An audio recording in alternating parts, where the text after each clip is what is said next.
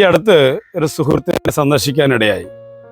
സംസാരം മധ്യേ അദ്ദേഹം അനുഭവിക്കുന്ന സാമ്പത്തിക ക്രൈസിസുകളെ കുറിച്ച് പരാമർശിച്ചു. കൂട്ടത്തിൽ അദ്ദേഹം പറഞ്ഞു, തൻ്റെ ഉപ്പയിൽ നിന്ന് തൻ്റെ പിതാവ് തനിക്ക് വേണ്ടി ഒന്നും സമ്പാദിച്ചിട്ടില്ല, തൻ്റെ പിതാവിൽ നിന്ന് ഒന്നും അനന്തരമായി ലഭിച്ചിട്ടില്ല. അതൊക്കെ തൻ്റെ സാമ്പത്തികമായ ക്രൈസിസിൻ്റെ ബുദ്ധിമുട്ടുകളുടെ, പട്ടിണിയുടെ, ദാരിദ്ര്യത്തിൻ്റെ കാരണമായിട്ടാണ് അദ്ദേഹം സൂചിപ്പിക്കുന്നത്.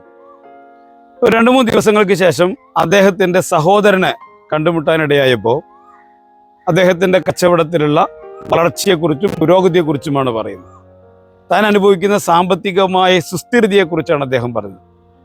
കൂട്ടത്തിൽ അദ്ദേഹം പറഞ്ഞൊരു കാര്യം, എൻ്റെ ഉപ്പയിൽ നിന്ന് എനിക്കൊന്നും അനന്തരമായി കിട്ടിയിട്ടില്ല, അതുകൊണ്ട് തന്നെ ഞാൻ എൻ്റെ സ്വന്തം പ്രയത്നം കൊണ്ട് ഞാൻ ഈ കണ്ടതൊക്കെയും ഉണ്ടാക്കുകയും സാമ്പത്തികമായ നില മെച്ചപ്പെടുത്തുകയും ചെയ്തു. ഒരേ പ്രശ്നത്തെ 2 സഹോദരന്മാർ എങ്ങനെയാണ് നേരിട്ടത് എന്നതാണ് ഈ സംഭവത്തിൽ നിന്ന് നമുക്ക് മനസ്സിലാക്കാൻ കഴിയും. തടസ്സങ്ങൾ ഉണ്ടാകുമ്പോൾ വിധിയെ പഴിച്ച് ഇത് തൻ്റെ ദുരന്തമാണ് എന്ന് മനസ്സിലാക്കി മാറി നിൽക്കുന്നതിന് പകരം അതിനെ വെല്ലുവിളിയായി ഏറ്റെടുത്ത് ആ തടസ്സങ്ങളെ സാധ്യതകളാക്കി കാണുകയാണ് ചെയ്തത്.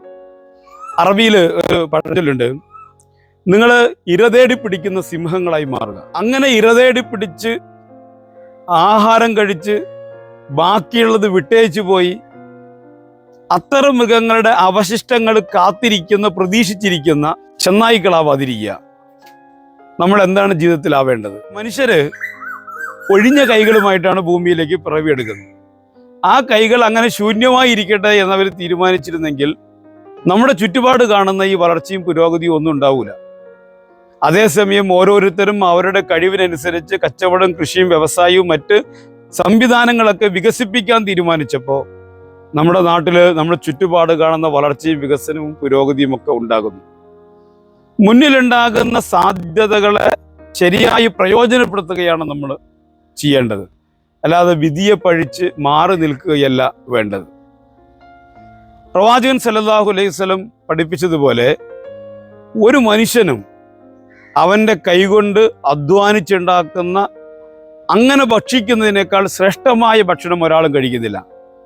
നമ്മൾ കഴിക്കുന്ന ആഹാരത്തിൽ ഏറ്റവും ശ്രേഷ്ഠമായ, ഏറ്റവും രുചിയുള്ള ആഹാരം എന്ന് പറയുന്നത് നമ്മൾ ഓരോരുത്തരും അധ്വാനിച്ച് കഴിക്കുന്ന ആഹാരമാണ്, അല്ലാതെ മറ്റേ സൗജന്യമായി കിട്ടുന്നതല്ല എന്ന് നമ്മൾ തിരിച്ചറിയുകയാണ് വേണ്ടത്. തടസ്സങ്ങളെ സാധ്യതകളായി മനസ്സിലാക്കി അവസരങ്ങളെ ഉപയോഗപ്പെടുത്തി മുന്നോട്ട് പോകാൻ നമുക്ക് സാധിക്കണം. പടച്ച റബ്ബ് നമ്മെ അനുഗ്രഹിക്കുമാറാവട്ടെ.